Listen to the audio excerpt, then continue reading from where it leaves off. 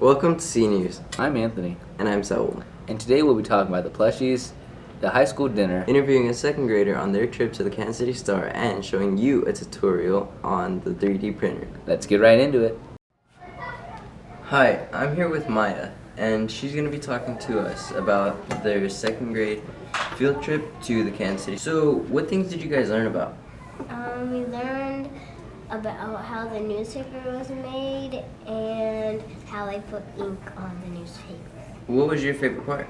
See the fashion designs that this woman made for the Kansas City Star, and one of the ones was it was a dress and it had all the colors of the Kansas City Star on it, and it took 400 hours to make. Oh, whoa, that's a lot. How are the newspapers made? Get recycled paper, and they lay pink on top of blue and yellow on top of pink and then black on top of yellow, and then it turned out to be like newspaper color. Alright, thank you. Now, back to you guys. Hi, I'm Ita with Cnews, and I'm here with Callista interviewing her on the plushies that she made with her 4th grade class. What materials are needed to make the plushies?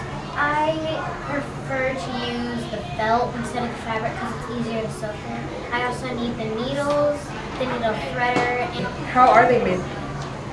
you start by cutting out a shape on a piece of paper, and you pin it down to however many pieces of felt you need to make it. You cut out the shape onto the felt.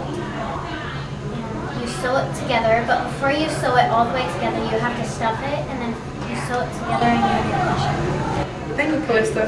Back to you guys in the studio. Thank you, Itzel. Now to who?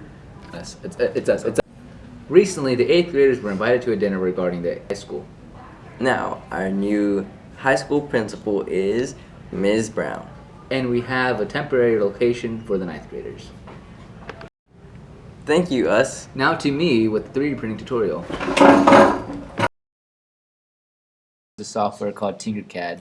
It's a 3D modeling software, so you can create 3D different designs and then be able to connect them to your 3D printer. So here I have a little robotic arm, and by using just regular shapes, if I zoom in, say I wanted to find a tube, I would scroll down on the right hand side and find a cylinder piece, and I could drag that over, and then using these little blocks I can move it to the size that I want it to be.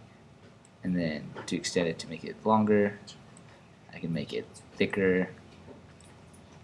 I can place another shape on top if I want to. And the way you do that is by using this black cone piece. You can raise up and then use your arrow keys on your keyboard to move it over on top. So change the size of that shape as well as rotate it if it's like a pyramid shape or something that's a little bit different. I could rotate it using these arrows any amount of degrees that I want it to be, twist it. So it's really nice software because the shapes are already preloaded for use, so all you have to do is kind of mess around and create your design. Do your edit settings, or design, my bad, and you go download for 3D printing. And once you select that object, you will download as a still file, and then you move to your MakerBot replicator app, and then you have it on your actual base. And so now that you have your little piece, all you do is make sure to heat up your printer by loading the filament, and you print.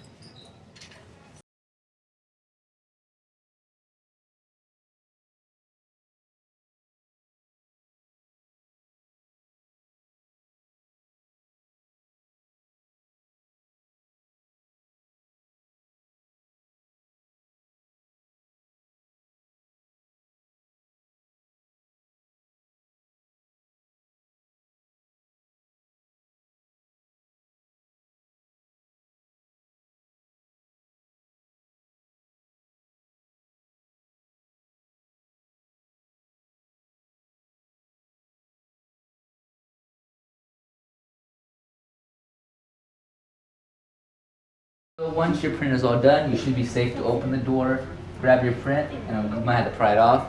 And I decided to print a butterfly, so out came a butterfly. Back to you guys in the studio. Thank you, me.